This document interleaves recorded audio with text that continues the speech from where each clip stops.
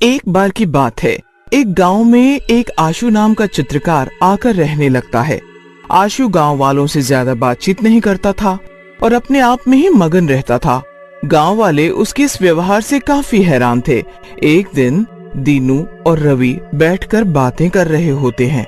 अरे दीनू, ये जो आशु चित्रकार है कुछ अजीब सा नहीं लगता? जब देखो अपने आप में ही व्यस्त रहता है और किसी से कोई बात भी नहीं करता। भैया कहते तो तुम सही हो, हमें भी ये आशु जो है ना कुछ गड़बड़ आदमी लगता है, लेकिन हम भी क्या कर सकते हैं। अरे मैं तो कहता हूँ किसी दिन इसके घर के अंदर चल कर देखते हैं कि ये क्या करता है, अकेले बैठकर दिन भर।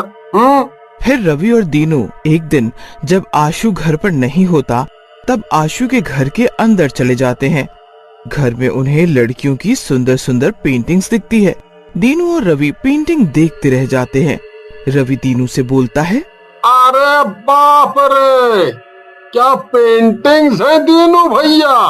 ये सब लड़कियां तो एकदम असली की लग रही हैं। सही कह रहे हो रवि भैया, अगर ये लड़कियां असली होती तो मैं इनसे शादी कर लेता। रवि और दीनू को तभी एक चुड़ैल की पेंटिंग दिखती है। रवि और दीनू चुड़ैल की पेंटिंग देखकर घबरा जाते हैं। अरे रवि, देखो भैया, इतनी डरावनी पेंटिंग है, एकदम असली की चुड़ैल लग रही है। जैसे ही दीनू ये बात बोलता है, चुड़ैल पेंटिंग से बाहर आ जाती है और बोलती है, सही कह रहे हो तुम दोनों, मैं सचमुच में चुड़ैल ही हूँ। चुड़ैल को सामने देखकर रवि और दीनू दोनों घबरा जाते हैं और वहां से भागने लगते हैं। लेकिन तभी सामने से आशु आ रहा होता है।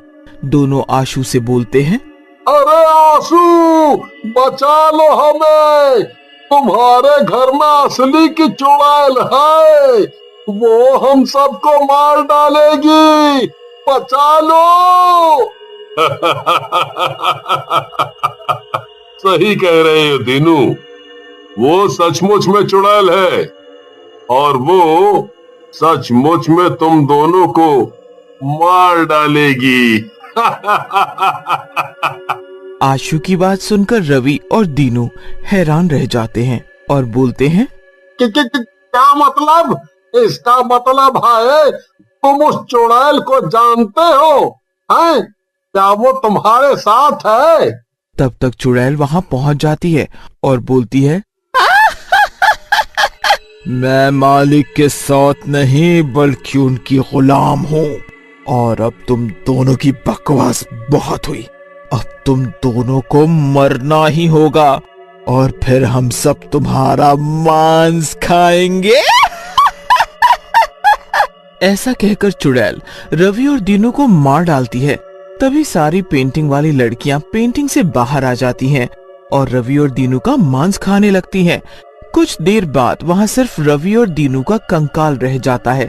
आशु हंसने लगता है। मजा आ गया, मेरे पाले हुए गुलामों ने एक और शिकार कर लिया। इसके बाद आशु उन दोनों के कंकालों को उठाता है और गांव के बाहर फेंक देता है। अगले दिन गांव वालों को दोनों का कंकाल दिखता है। एक गांव वाला जिसका नाम रामू होता है, वो सरपंच जी के पास जाता है और बोलता है, सरपंच जी, मैंने आज 2 नर कंकाल गांव के बाहर देखे हैं। मुझे लगता है ये दोनों रवि और दीनू के ही हैं, क्योंकि वो दोनों लापता है। क्या बकवास कर रहे हो दीनू और रवि? नहीं, ऐसा नहीं हो सकता, चलो चल कर देखते हैं। फिर सरपंच जी कुछ गांव वालों को लेकर रामू के साथ जाते हैं। गांव वाले कंकालों को देखकर पहचान जाते हैं कैलाश नाम का गांव वाला कंकालों को देखकर बोलता है, ये तो सचमुच में दीनू और रवि के कंकाल हैं, लेकिन इन दोनों को इस तरह किसने मारा होगा? इनके शरीर से तो इनका मांस ही निकाल डाला। फिर गांव वाले उन दोनों के कंकालों का अंतिम संस्कार कर देते हैं। कई दिनों तक गांव में कुछ नहीं होता। एक दिन आशु अपने घर से बाहर जा रहा होता है।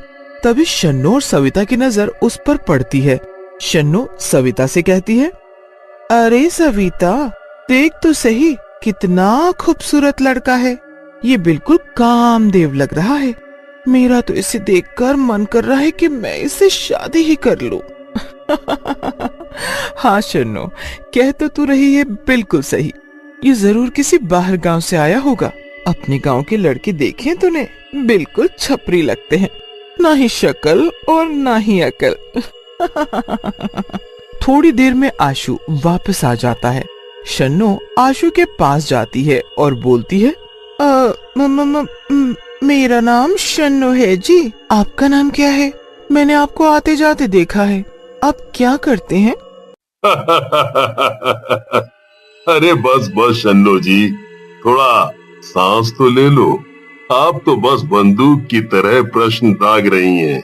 फिर आशु शन्नो और सविता को अपने बारे में बताता है, जिसे सुनकर शन्नो आशु से बोलती है, अच्छा तो आप चित्रकार हैं। हम दोनों को भी अपनी पेंटिंग दिखाओ ना, हम भी देखना चाहते हैं। फिर शन्नो और सविता के कहने पर आशु उन दोनों को अपने घर के अंदर लेकर चला जाता है। चारों तरफ पेंटिंग्स रखी होती है। पेंटिंग्स देखकर शन्नो और सविता बोलती हैं, अरे वाह, आप तो बिल्कुल जादूगर हो। आपकी बनाई हुई पेंटिंग तो बिल्कुल असली लग रही है जी। लग रहा है ये पेंटिंग अभी बोल उठेगी। तभी शन्नो आशु से अपनी पेंटिंग बनाने को बोलती है, आशु जी, आप तो बहुत ही गजब के चित्रकार हो, अब मेरी भी पेंटिंग बनाओ ना। पहले तो आशु शन्नो को मना कर देता है, लेकिन फिर उसकी जिद के आगे मान जाता है और शन्नो को अगले दिन आने के लिए बोल देता है। तभी सविता की नजर दो पेंटिंग्स पर पड़ती हैं। वो दोनों पेंटिंग रवि और दीनू की होती है। फिर सविता और शन्नो वहाँ से जाने लगती हैं। शन्नो बहुत खुश होती है। वो सविता से बोलती है, वाह सविता, देखना आशु ने मेरी पेंटिंग बनाने के लिए हाँ कर दी है, मजा आ जाएगा। अरे शन्नो, ज्यादा खुश मत हो, ये आशु मुझे कुछ ठीक नहीं लग रहा। तूने देखा नहीं, वहाँ दीनू और रवि भैया की पेंटिंग बनी हुई थी। सविता की बात पर शन्नो को बहुत गुस्सा आ जाता है और वो बोलती है, तू भी ना सविता कुछ भी बोलती है। अरे तुझे धोखा हुआ होगा, मैं भी वहाँ थी, मैंने तो ऐसी कोई पेंटिंग नहीं देखी, इसीलिए तो चिढ़ रही है। है ना? इसमें भला चिढ़ने की क्या बात है, मैं तो तेरे भले के लिए बोल रही हूँ, बाकी तेरी मर्जी। ऐसा कहकर सविता वहाँ से चली जाती है। शाम को शन्नो बन ठन कर आशु के घर पहुँचती है और आशु के दरवाजे को खटखटाने लगती है। आशु आता है और दरवाजे को खोलता है। अरे वाह शन्नो, आज तो तुम बहुत ही खूबसूरत लग रही हो। तुम्हारी पेंटिंग तो बहुत ही अच्छी बनेगी। फिर शन्नो आशु के साथ उसके पेंटिंग वाले कमरे की तरफ चलने लगती है। तभी शन्नो की नजर भी रवि और दीनू की पेंटिंग पर पड़ती है और वो मन ही मन सोचती है, अरे ये तो सचमुच में रवि और दीनू की ही पेंटिंग है, कुछ तो गड़बड़ है यहाँ। लेकिन अब मैं क्या करूँ, यहाँ से जा भी तो नहीं सकती। शन्नो को डरता देख आशु हंसने लगता है और बोलता है, क्या हुआ, डर रही हो क्या शन्नो? अरे डरो मत, वो दोनों चित्र रवि और दीनू के ही हैं। उन्होंने ही कुछ दिनों पहले यहाँ मुझसे बनवाए थे। कह रहे थे बाद में आकर ले जाएंगे, लेकिन अब तक नहीं आए। आशु की बात सुनकर शन्नो आशु को सारी बात बताती है, जिसे सुनकर आशु बोलता है, ओह, बहुत बुरा हुआ दोनों के साथ। चलो क्या कर सकते हैं, चलो तुम वहां जाकर कुर्सी पर बैठ जाओ, मैं तुम्हारी पेंटिंग बनाता हूँ। शन्नो आशु के कहने के अनुसार एक कुर्सी पर जाकर बैठ जाती है और आशु उसकी पेंटिंग बनाने लगता है। कुछ देर बाद शन्नो को प्यास लगती है और वो आशु से बोलती है, आशु मुझे प्यास लगी है, मुझे पानी पीना है। आशु किचन की तरफ इशारा कर देता है और अपने काम में लग जाता है और शन्नू किचन की तरफ चली जाती है। उधर शन्नू के जाते ही पेंटिंग में से चुड़ैल बाहर आ जाती है और बोलती है, मालिक, आज तो मजा ही आ जाएगा, इस लड़की का मांस खाने को मिलेगा। आशु हंसते हुए चुड़ैल से कहता है, सही कह रही है चुड़ैल, लेकिन जरा सब्र कर, कहीं उसे पता चल गया तो सब गड़बड़ हो जाएगी। शन्नू किचन में पानी पीकर आते समय चुड़ैल और आशु की बातें सुन लेती है और बोलती है, अरे ये आशु तो शैतान है और इस चुड़ैल को इसने अपने बस में कर रखा है। अब क्या होगा, ये तो मुझे मार डालेगा। मैं क्या करूं, कैसे बचूं? तभी शन्नू के सामने रवि और दीनू की आत्मा आ जाती है और बोलती है, शन्नू बहन, तुम यहाँ से भाग जाओ और इस शैतान की झोपड़ी में आग लगा दो। जैसे ही आग इसके चित्रों में लगेगी और वो जलेंगे, वैसे ही ये और चुड़ैल भी जलने लगेंगे। शन्नू वहाँ से भागने लगती है, लेकिन तब तक आशु और चुड़ैल उसे घेर लेते हैं। कहाँ भाग रही हो शन्नू? तुम कहीं नहीं भाग पाओगी। आज तुम्हें मेरा और मेरे शैतानों का खाना बनना होगा, नहीं तो हम सब लोग भूखे रह जाएंगे। ऐसा कहकर आशु और चुड़ैल शन्नू की तरफ बढ़ने लगते हैं, लेकिन तभी आशु का घर जलने लगता है और सविता की आवाज शन्नू को सुनाई देती है, शन्नू, तुम जल्दी से इस घर से बाहर आ जाओ, हम गांव वालों ने इस घर में आग लगा दी है। आशु अपने चित्रकारी वाले कमरे की तरफ पेंटिंग को बचाने के लिए भागता है, लेकिन उसी कमरे में जलने लगता है। चुड़ैल भी जलने लगती है। शन्नू आशु के घर से बाहर आ जाती है और सविता से लिपटकर रोने लगती है। तू मेरी सच्ची दोस्त है, अगर तू नहीं होती तो ये शैतान मुझे मार ही डालता और अपनी पेंटिंग में कैद कर देता, जैसे इन्होंने रवि और दीनू भैया को किया था।